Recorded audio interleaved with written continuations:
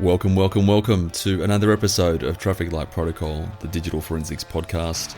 I'm your host, Clint Marsden. Whether you're tuning in from the bustling tech hubs of Silicon Valley, Europe, or down under in APAC, you're in the right place if digital forensics and incident response are your passions.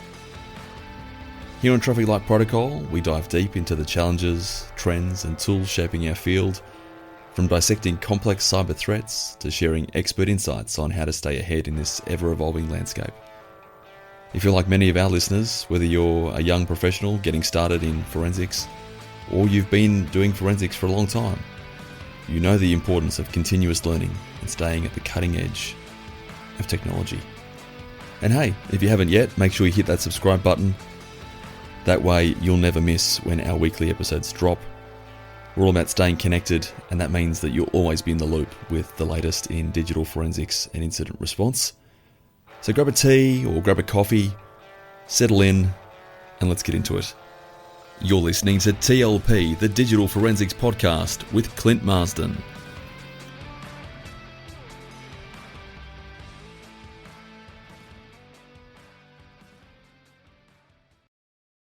Miles, welcome back to the next edition of the video podcast for Traffic Light Protocol, TLP, the Digital Forensics and AI podcast. Last week was really good. I enjoyed that a lot. We got a lot of value out of it, and we're starting to see some very interesting trends pop up about voice AI. And today is going to be all about what we've seen in the past and how history is repeating itself. There's a great quote: those who ignore history are doomed to repeat it.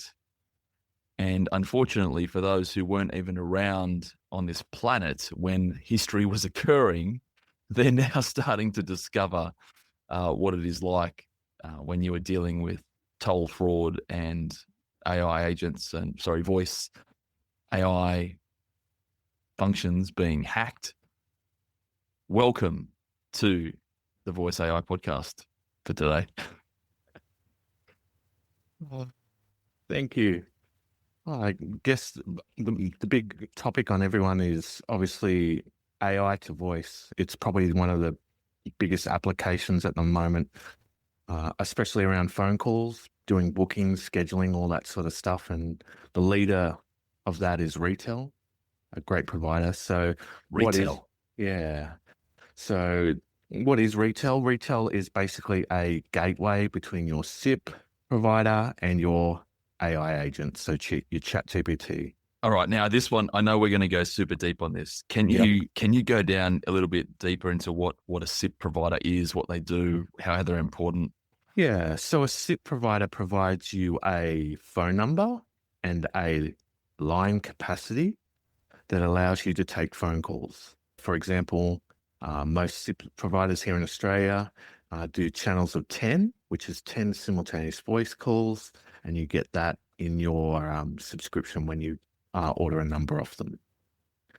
So with retail, and I'm getting excited early, when we were building those voice agents, we used CrazyTel as a SIP provider, right? Correct. And did we do that because that was a cheaper option to buy numbers? Yes, and also it gave you an extra layer of security. That's interesting. What was the extra layer of security? So you've got voicemail. So if something goes wrong, that fail over to voicemail, and we'll talk about failing shortly. Excellent. The second part is it gave you the capability of putting an IVR in front. For sales, press 1. Yeah, that's right. Or support, press 2. Yeah. And the third thing was having a separate recording mechanism, because you wanted to record the whole call from start to finish, including the IVR prompts. Whereas if you went straight to retail records its session, but you missed out on the first component of the phone call. Oh, so that's very important for a logging and incident response. Correct. And it's great for data sovereignty and all that sort of stuff. So the reason why I chose an Australian provider was all the recordings were in Australia. Okay, because data sovereignty is so important now. There's a huge push from organizations who are requesting it and I'm hearing it from a lot of enterprise sales teams as well, the first question they're asking for the services that we're providing is it sovereign? And it's not about sovereign citizens who hold up the Magna Carta and say that, what do they say? When tyranny becomes, they have a particular phrase. I want to look this up because it's kind of funny. What do sovereign citizens? I wish we had that guy who's on the Joe Rogan podcast where Joe's just like, yeah, look that up, man. Tyranny becomes, it's not tyranny becomes duty. What are they? I think it's resistance becomes duty. Yeah, when tyranny becomes law, resistance becomes duty. Yeah, is what they believe. Yeah, not what we're talking about at all. I'm not a sovereign citizen, but yeah, the concept of having all the data stored in Australia on Australian data centers, and I know I've been in court recently in France, and there is questions by the French Senate, and forgive me if I've misquoted this. They're asking, can you guarantee that the data will never leave the region of France and go into American Microsoft data centers or be subpoenaed or utilized by American lawmakers? Same deal here, or that same concept of people wanting to retain the data here. Do you know why it's so important to keep the data onshore? Several reasons. The big one is obviously control. So the laws here in Australia affect the people here in Australia. When you move something offshore, the legal system, there's a lot of loopholes, and that causes issues. But also cryptography, the standards are different between different countries. Australia and America are fairly on par, but some other countries don't have cryptography laws. And yeah, you can break the crypto and it doesn't matter. Okay. No consequences. Okay. All right. So that's very interesting. Let's go back to the whole retail thing and why you picked CrazyTel, because it's a sovereign provider. Yeah. So it just basically connects into the retail, and retail's US based. So the issue with retail is that if you store the recordings there, they're in a US server. They've got all that capability. So what you do is turn it off there, and you still get a transcript. Retail offer a transcript, which is just a text, and you can delete those at will as well. So that's an interesting part of retail. Yeah, I'm wondering if the retail API has the function to kind of delete the call transcript as it comes in, and how long it's actually stored if they give us that information. Yeah, I'm not sure of that. I know it was an opt-in or opt-out sort of. It's a mandatory opt-in, but you had to opt out for it not to record. That's kind of cool. Yeah. At least they give you the option. Yeah. Okay. And how are businesses using retail at the moment? So most people are using it obviously for their inbound and outbound gateways for their chatbots. So whether it be, hey, would you like to book an appointment for our solar service? Hey, would you like to book an appointment for our mowing service? Or the opposite, where you have people calling into a number and saying, hey, I'd like my lawn mowed at this time, and it would schedule the date and time and send it to the franchisee. And the same with solar, does the same thing. Yeah. Okay. And that workflow in the back end can handle the whole interaction, really. Correct. Yeah. If you were a small business owner using a voice AI platform, what would you want to know before that AI agent is deployed or that voice agent is deployed? Yeah. So I'm a failure first. Failure first. Tell me about that. Yeah. So I think we spoke about this earlier about when I was a kid growing up, I learned some circus skills. And when you learn stilts, you don't learn to walk on stilts, you learn to fall off stilts and how to correctly fall. And the most important thing for businesses to understand is to have a failure mechanism. So whether it be a voicemail service that has what you require for them to leave a message, as the first thing that they should have, and then build on top of that. And then obviously you'd look at the security sides of things, but you always want to have a failure mechanism. So for example, if your lines get too full, it goes to voicemail. So you're never missing out on that lead when the call comes in. That is very important. Are you seeing much of that happen so far? Are people thinking about this when they're deploying systems? Are they thinking with a failure mindset?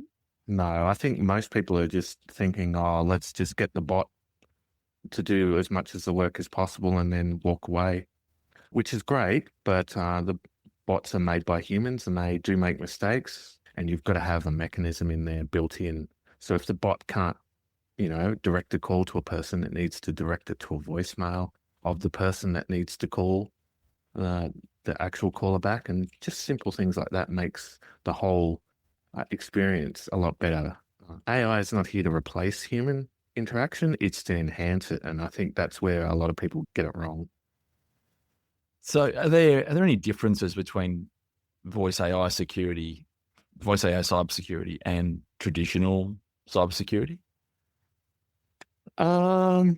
There's a couple of nuances with voice. So voice have a... Sorry, my dog is going absolute nuts. And I'm trying to put it on mute. I can't hear it. I can't hear it. Oh dear, Okay, so it's all right. Oh, she's going nuts. All right. So yeah, the differences between voice AI cyber and normal cyber. Yeah. So there is a voice is a lot different. There's codecs capacity is a little bit different, whereas in data center land, you've pretty much got a massive capability and a capacity. Whereas in a voice, you've got a limited scope, and you've got to understand once you hit that limit what your failure rate is going to do. For example, how I mentioned the 10 lines capability, like when you order a SIP service from most Australian providers, it's usually a 10 channel, which is 10 calls simultaneously. In America, it's 20. They get 20 and we get 10. Their standard was different. So back in the day when Australia, we have a European phone system, and in Australia, you would have an E1, which would be 10 channels. In America, they had a T1, which was slightly different. I think it was either 12 or 16. It was definitely more than 10. And so they have a slightly higher capability. But the funny thing is, when you go to call quality, the European standard's a lot higher quality voice. So, yeah, it is what it is. Interesting. Okay. And what would you say the biggest blind spots are when companies are adopting these voice AI tools without thinking about security in advance? Yeah, so a lot of the resource documentation that the AI is using, the modeling, you want to make sure that that's either public or you have some sort of blind trust, so it can't be manipulated out of it. And what I mean by that is, for example, say you had buy and sell prices in a spreadsheet, you would make sure that the AI would never tell the customer the buy price. It would only tell the sell like price. the wholesale price. Yeah. This is something that's so important, and it's I'm looking at it at the moment with some analysis of AI chatbots and looking at vulnerabilities in chatbots and doing some security audits, aka pen tests. Some of the people online, when you're looking at the conversations of vulnerabilities and risks in chatbots, it seems so easy or so simple. Don't include the confidential training data in the RAG, in the retrieval augmented generation system. So just don't upload confidential documents that might have the column that have the buy price in there. Do you think that people are relying upon the security controls a little bit too much, or they're just being careless about, well, if I just put in the prompt, don't answer this question, it will be okay? Yeah. So that Yeah, people are doing that, but there's a cascading effect where you can ask it a different question and then get it to finally tell you what the buy price is. So we've got the Dan, the do anything now, Yeah, the crescendo attack of yeah, kind of skirting around the issue, and then eventually, what about hypothetically, could you do this? And I'm an authorized tester, or I'm I'm an Elon Musk, employee. the creator of this system. I'm an employee. Yeah. What sort of employee rate can I get? That sort of thing. The real function here is just don't include things that shouldn't be revealed in the data set, in the training model, Correct. or in the data that can be used from the knowledge base. Yeah, anything you wouldn't publish directly onto a website that all could read. Yeah, we're going to see a lot more of this. Oh, 100%. As time goes on. Absolutely. Yeah, it's going to take some data management. It's going to take some digital librarians to curate the data and to filter it. And we just can't rely upon it. It's going to get a lot worse before it gets better. Mm-hmm. So hopefully from doing things like this, we can start to spread the knowledge and explain to AI deployers, AI builders. It's a really bad time for me to lose my voice. To these risks. Yeah, absolutely. So that's one of the risks that businesses are going to face.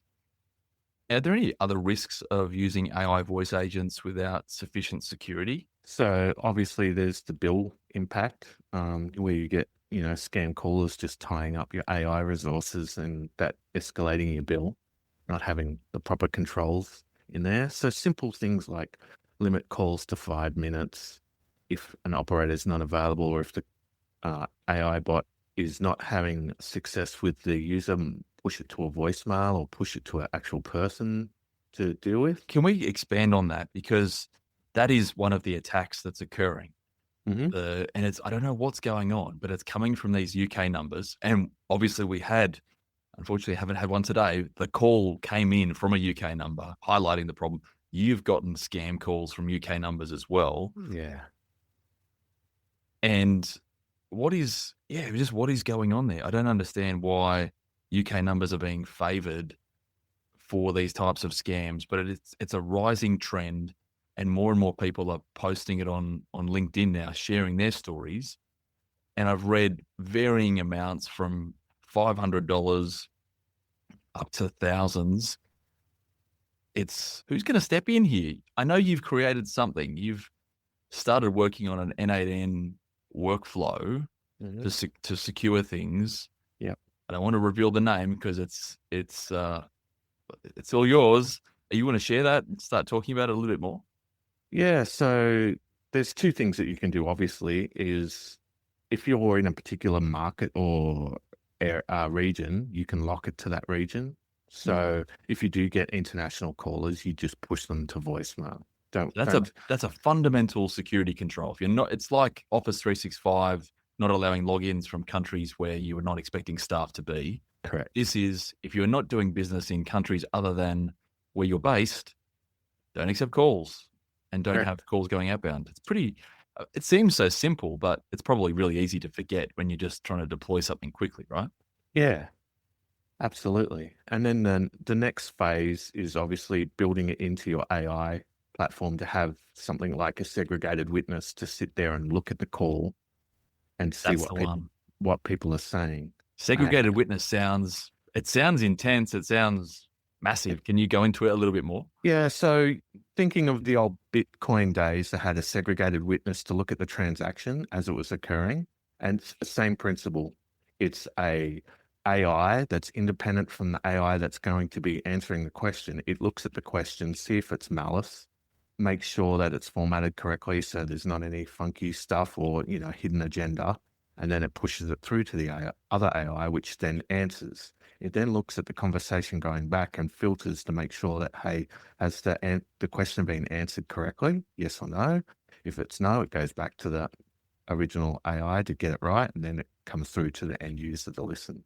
This is very cool. Are you going to put you on the spot here? Are you going to share that N8N workflow with anyone? Will that be in the Skool course we've got, or is Absolutely. It'll be available in our Skool course. Okay. The other thing that we're going to use it on our own chatbot. So Yeah. Okay. that's what it's designed for. So there's actually two phases to this segregated witness. There's a front end phase, which there's an authentication to make sure it's a real human. And then there's the segregated witness as it processes the text messages or voice messages through to the other AI. So how do you do that initial verification to make sure it's a real human? So it either does it via SMS or email. So it'll send you an SMS saying, hey, we just sent you an SMS and it obviously asks for your mobile number, and it sends like a 5 or 6 digit number. You type in the number and it verifies, yes, that's a legitimate phone number. So it must be a human. You've got to do it within like 3 to 5 minutes. Yeah. Otherwise it closes down the chat session. Cool. But until you do the verification, you can't continue to communicate, right? It's it's a hard rule. Yeah. Okay. And is that something that's easily able to be set up by people using voice AI? Yeah, absolutely. And it's like only 5 cents roughly for that transaction to occur. Like when you look at how much it costs you to run a chatbot and voice chat for like 30 seconds to a minute, it's a no-brainer to put that sort of functionality at the front because it just filters out all these bots that are trying to scam and manipulate data. So at the very least, you are stopping automated platforms at the moment from doing these wide campaigns just to run up the bill. Over time, as the bots get smarter, as they can handle these two-factor requests, you could eventually do something like having a database of bad numbers and having a shared threat feed where you would go, all right, this number's been seen to do this. Has anyone else seen this? And if it's yes or no, whether it'll allow the call to continue. Is there a way to maintain a list of blocked numbers in the back end of retail or in the back end of your SMS platform? I think there's a manual way, like you would have to manually add them because most of the SIP providers offer this. So you can, if you get like 10 phone calls from the same number, obviously you're going to go, all right, that's just a nuisance call. Let's block it and save yourself some money. But you'd also add that into your chatbot is if you see more than twice a day, the same number, feed it into a list and then go review that list. That's going to be pretty cool. And would that be in the workflow side, or is there some logic that would sit on the retail angle? It'd be like a retail functionality, but I'm also looking at the N8N module to then feed that data from retail into the block list on the SIP provider.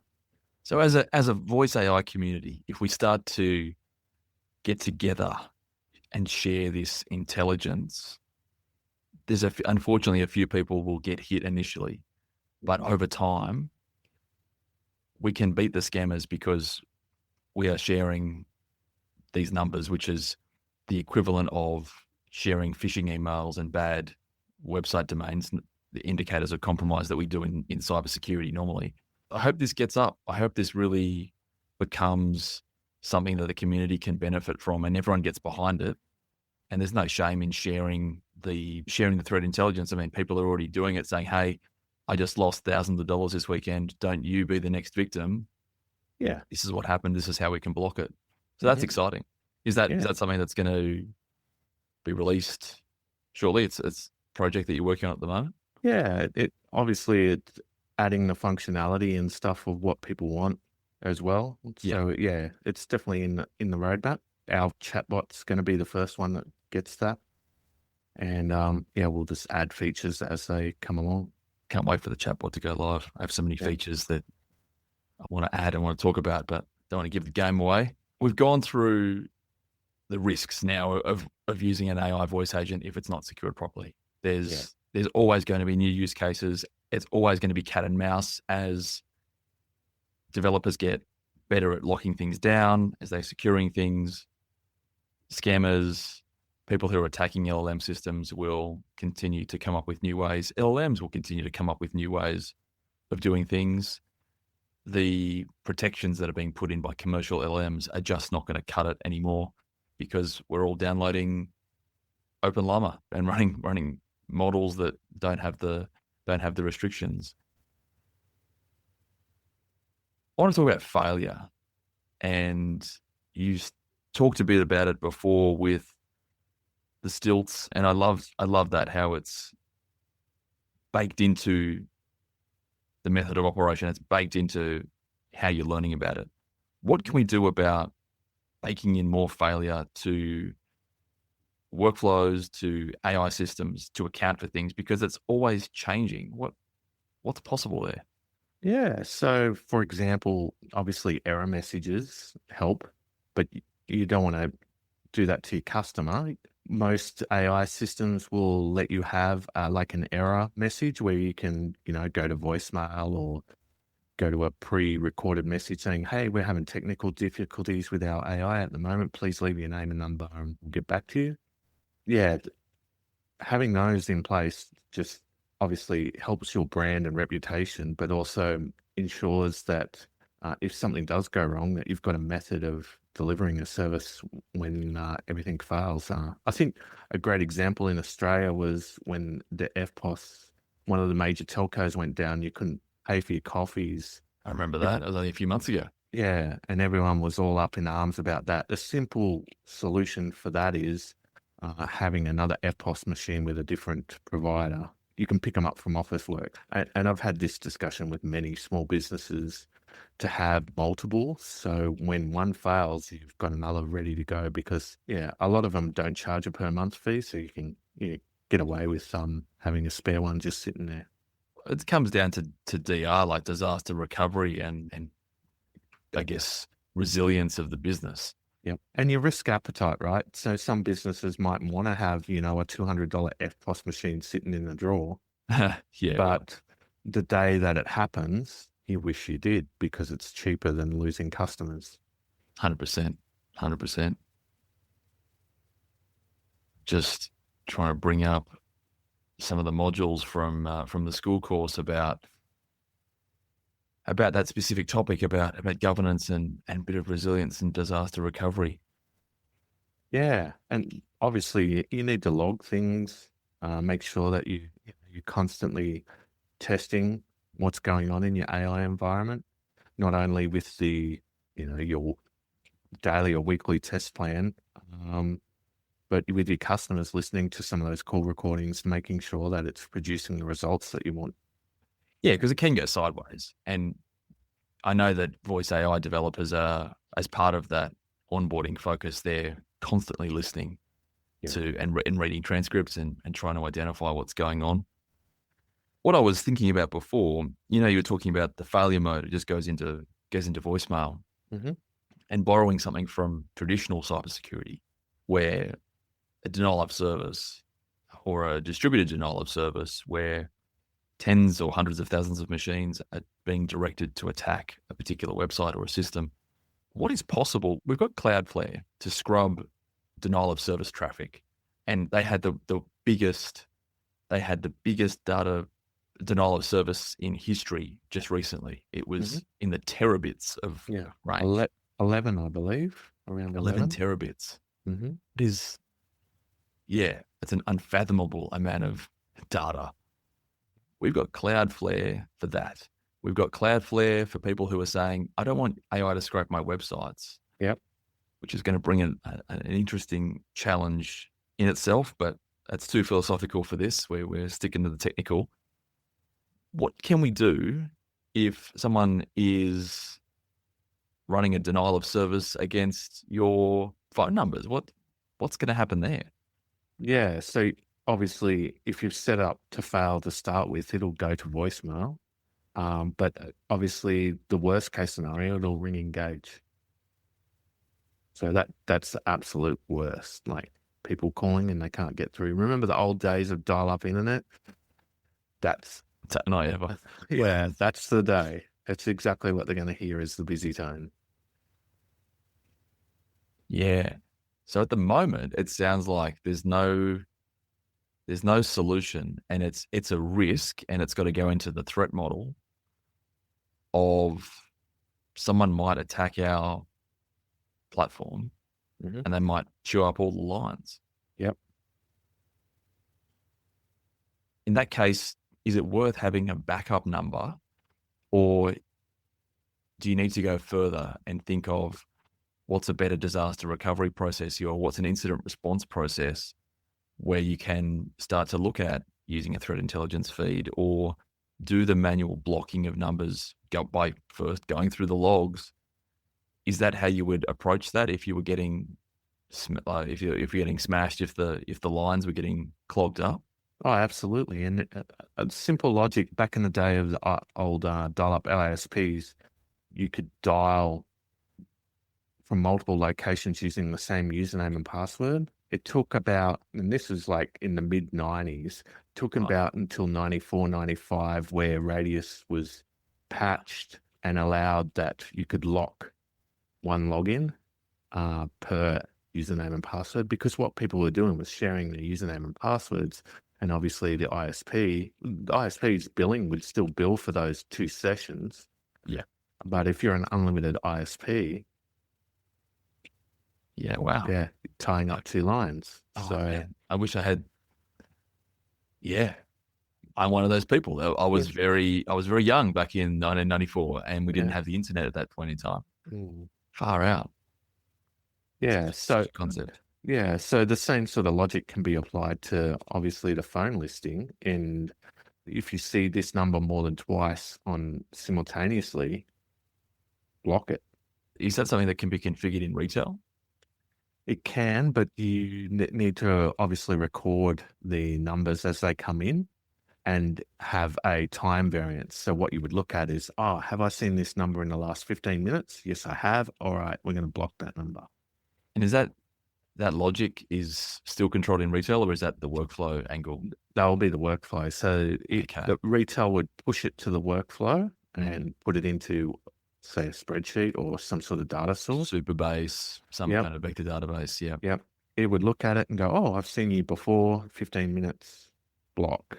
And then, they couldn't obviously generate the 3rd and 4th call. So, go in the sin bin, or maybe remain banned, permaban. Yeah. Yeah. You've been in cyber for a long time. What lessons from your decades of cyber and systems engineering experience should we be applying to AI right now? But obviously that duplication thing where, the same number can be used across multiple numbers. That's something you need to look for.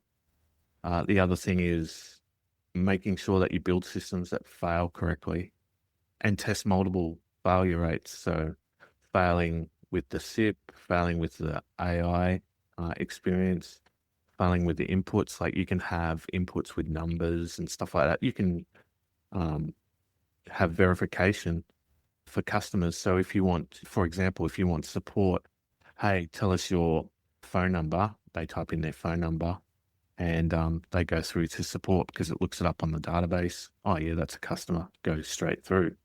Just simple logical steps with that.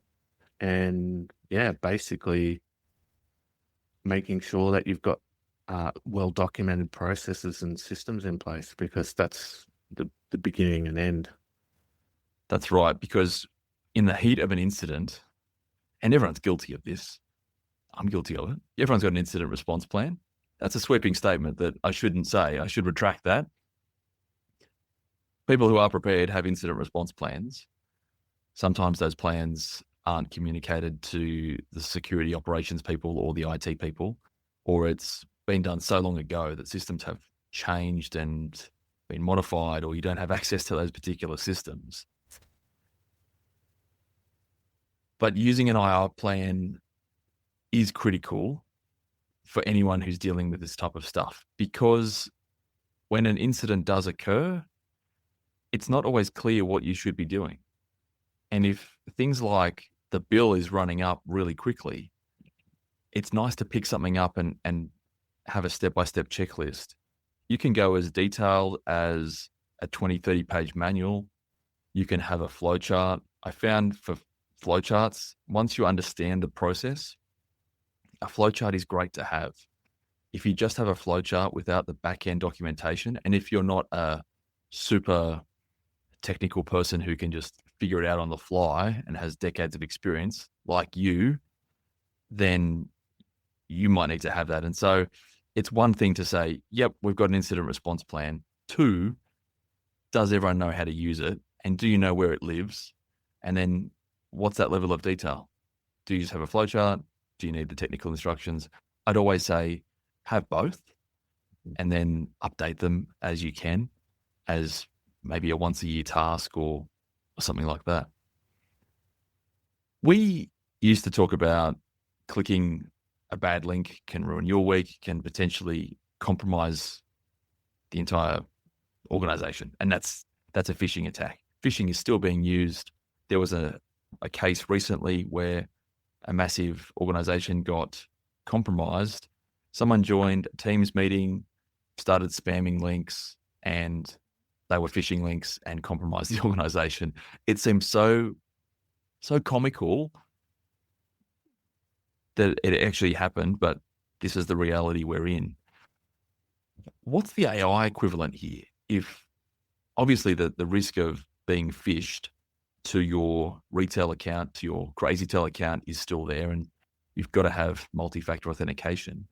Is there another AI equivalent that people need to be focused on? Yeah, that's like injecting bad data. So for example, when you're having that conversation with the AI bot and you give it what seems to be a harmless URL or a harmless email, and it's that email is set up to trigger an event to do something else and track. So yeah, it can be used as reconnaissance. When you talk to this AI bot, you can then, if you're not getting what you want out of it, you give it something to get a human to look at. And then when the human looks at it, they go, oh yeah, I'll click on that, and click on it, and bang. That's it's the new form of phishing is through the AI, is by getting the AI to generate a phishing link for them. It's model poisoning, right? Correct. Yeah. And that's what's something that's really fascinating is because AI hallucinates so much in the right circumstances, it's, for development purposes, been suggesting people utilize packages for development. Go and run this pip installer for a Python package.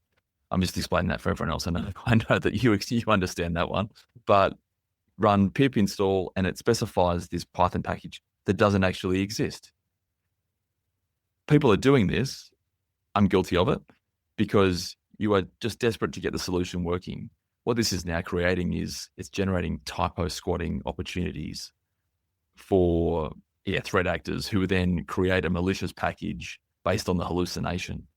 And that's just relying upon the LLM's output. We're not even getting into model manipulation, and I guess we're going to have to call it model stuffing or something, where they're putting in false data. People are already doing this. And what's interesting is by design, the LLM is allowed to ingest the data that we upload and use it as training data. In my ChatGPT, I've turned off use my contributions to train the model. I've, I don't know if I've done it in Claude. I might have. If not, I should have. But people are now discovering search engine optimization for LLMs. It's called something else. I think it's called Geo. Yep. GPT engine optimization, maybe. Yep. It could be the one. Yeah, I've had Geo before. Yeah. Yeah. So that's starting to happen, and that's one of the risks. And we could talk about this. It'll be a whole show. It will be, and we'll cover it off, right? Because there's all these different frameworks. Scratching the surface is what OWASP are talking about, and I've been talking to some of the creators of the OWASP top 10 for LLMs, the OWASP top 10 for machine learning, and it's fascinating to hear how this has all come together. But then you've got the MITRE Atlas framework, which is talking about the whole kill chain for LLMs. So moving away from the MITRE ATT&CK framework to Atlas as we migrate into this new era. So it's It's all about risk. It has always been about risk, as a CISO told me about 15 years ago. It's all about risk. And that is something that is not really being talked about at the moment. Everyone's focusing on, I'm building apps. This is cool. I've got to ship this stuff. But traditional security models, traditional security concepts are not popularized. The YouTube gurus are not talking about it. I can't wait to become a YouTube guru so I can talk about how cybersecurity for AI is still important. Mm-hmm. What's your view on the people who are sharing AI workflows at the moment and the reach that they have and the fact that they're not addressing cybersecurity at all? I think it's like the old days when something's new, they just want to get it done. You just want to, like the internet. Back in the early days, there was no SSL. Everything was HTTP. You could do whatever you want, inspect people's data, whatever. Everything was a free for all, and it was just a wild, wild west. And that's what AI is right now. It's a wild, wild west. There's no standards. There's no real tight security controls. We're adapting cybersecurity controls that we already exist into this new world. And these guys are obviously got an outcome they want to make, and they're going to get there the quickest and easiest possible way. It is scary what is happening. And this is why I've created the Skool community. You're in there, you're mm-hmm. building some modules about cyber, and just the whole mission of this platform is to build the community so we can start to share threat intelligence about blocking scam calls, improving the security of voice AI systems, and gradually shift the tide. But at the moment, all I can think about is Steve Ballmer in the mid-90s. He's on stage, he's dripping in sweat, and for like 30 seconds, he's just saying, developers, developers, developers. And it's a great clip. Developers are so important to the AI ecosystem. But what is also so important is for everyone, security, it's a cliche, security is everybody's responsibility, but truly it is. And I was writing about this morning. I was updating the modules in the Skool course. If developers are building AI apps now with a focus on delivering functionality, and that is great. They're doing what their customers want them to do, but they are not focusing on, actually it was a LinkedIn post, it wasn't Skool. If they're not focusing on the fundamentals of security, if they're not talking to the threat model, they're not talking to risk in the organization, if they're not even across it. And it's not a developer's job to develop the threat model, to understand the whole risk plan. The organization needs to share this with them as well. Mm-hmm. It goes both ways. The sword cuts both ways, but the developers should be asking, what do I need to do to make sure that this is going to be secure for you? Because at the moment, these YouTube gurus are teaching people, get in there, do a job for $2.5K, do it for $5,000 or even less if you're on Upwork. Yeah, I'm going to deploy an AI app for you for $100, and security does not exist. What is happening is this is building technical debt in for the future. And yeah, the app works right now, but next week, next year, as threat actors start to discover these apps, as more tools, there is already a pen testing framework for AI. There's a full suite of it that's on Kali Linux. It's like Mac being considered the more secure OS for years or decades because there weren't very, very many viruses. It's only because the proliferation of Mac computers was not so high to make it worth the time of developers, of malware developers and spyware writers and all that stuff, to make it worth their while. Now, as Mac has become a focus area for them because Windows has been getting a lot more patched and people are a lot more on top of security, well, guess what? I can't say there's just as many exploits on Mac, but there's some real doozies. There's some real CVE, CVSS scored 10 out of 10 exploits that exist. What I'm so passionate about right now, and will never not be passionate about, is developers need to ensure that they are not building in technical debt for their customers. The customers are trusting you to build apps that will not breach the security of their organization, that will keep the security of their users' data safe.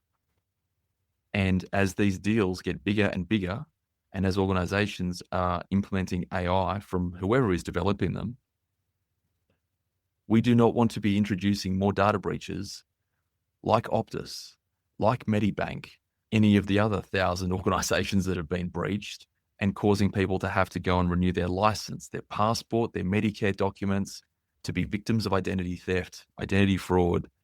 It's so important to investigate all of the security controls that you need. I've been on the back of so many incidents. You know my story. You know I used to walk into organizations on Monday mornings and do the Agent Gibbs thing. All right, what do we got? And I've got guys from all teams. I'm standing in front of a whiteboard and they are mapping it out, and we're talking about the architecture, and we're finding out how deep does this compromise go. The same thing is going to happen for AI systems. But the worst thing is, it's the guys that think they're doing a great job, and they are, in providing this initial functionality. They're going to lose their business because their clients sue them. They might get hit with regulatory action, and not just the Australian Privacy Commissioner, because everyone globally is using AI.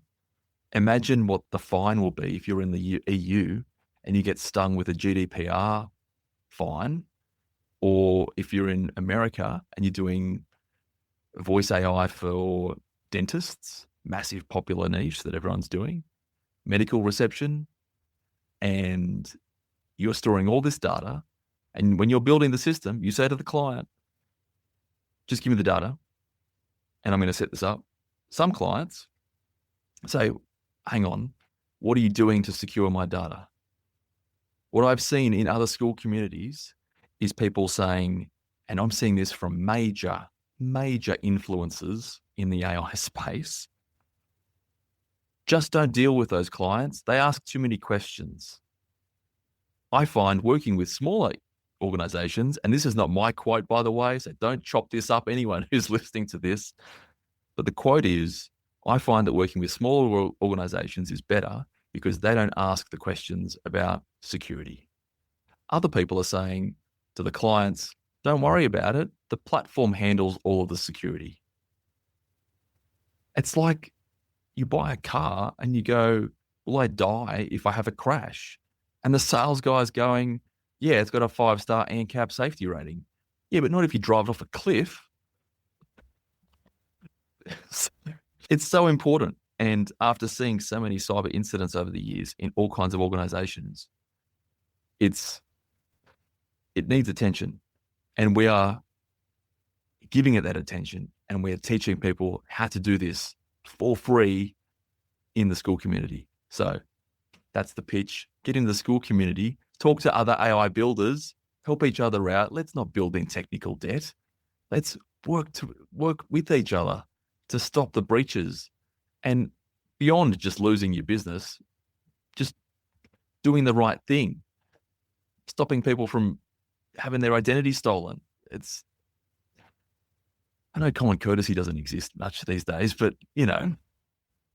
look at it from the other angle. Yeah, I guess look at it. How would you like your data treated? That's probably the best way to put it. Would you like your data kicking around? Yeah. It's hard not to be cynical these days of how much of my data has gone out the door. Mm-hmm. Is there any point? I don't know. I still have hope. There are still things that I don't publish on the internet. Some people don't mind sharing their entire lives. Comes down to your threat model. What are the risks you're facing? 5 years ahead. It's a big time in AI. Like I said the other week, I was at the Parisian developer meetup for AI. Those guys are saying, in the morning, I'm using this tool. It looks like this. By the afternoon, the interface has changed.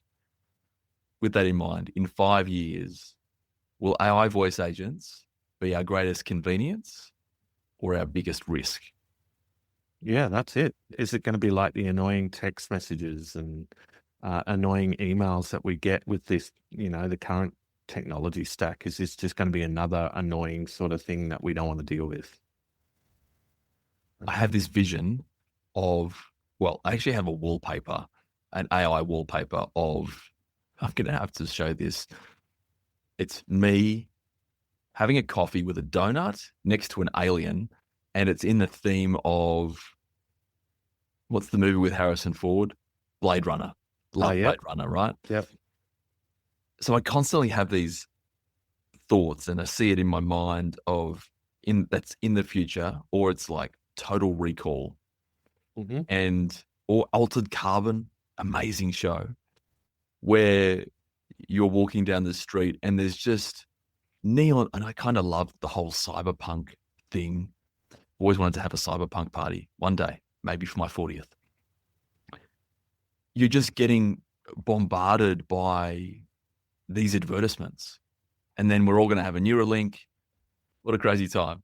Maybe not in 5 years, but SMS is starting to become the preferred vector for marketers because emails just, it's done. There's just too much. There's too much email. Yep. This is where I can see AI voice agents will be the thing. People don't like talking to each other on the phone much anymore as it is. Voice cloning. I saw a voice AI cloning framework today. It's available on GitHub. It's going to replace existing platforms.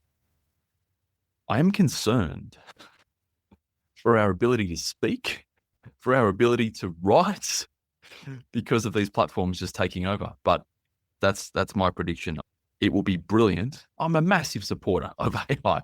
My entire business is built on AI. It's just really interesting. Where is it going to go? Hopefully it goes in the right way. Hopefully people like us can steer it in the direction that protects people rather than enables more risk, more compromise, more ID fraud, ID theft. We need some help. We need some help from people who are developing bigger platforms to bolt on to our existing systems. Absolutely. Wow. If people are still listening at this point, thank you. Thank you for being with us today. What is going to be next week? What is our next episode going to be? I know it's not going to be on voice AI. We've done 2 now. We are going to include a module in Skool that goes into a little bit more detail on securing your voice AI platforms like retail. We might include something on CrazyTel. If there's anything to include on CrazyTel. Or any other provider that people let us know in the Skool. It's going to be Vappy, right? Yeah, Vappy's the other one. titans are Vappy and retail, and people shift depending on the day of the week, but depending on features that have been released. Yeah. Okay. That'd be great. We want to build material. We want to build courseware that is helping people to secure platforms that you're actually using. And if one is more insecure than the other, it needs attention, and we want to show you insecure with their default settings. Yeah. We want to explain what you can do to lock it down, and coupled with some threat intelligence sharing, we can just cut the head off the snake, hopefully, of these AI scams, and people can stop losing money. Yeah, and reduce the risk to a lot less than what it is at the moment. And it's only going to grow, unfortunately. It's the risk is growing as these systems develop. And it is a cat and mouse game. It is always cat and mouse, and it has been, and we're not going to escape it. Correct. Yeah. All right, let's wrap it up. We will see you in the next episode. I'm going to stop recording, and that's it. I don't know how to end these gracefully. That's all right.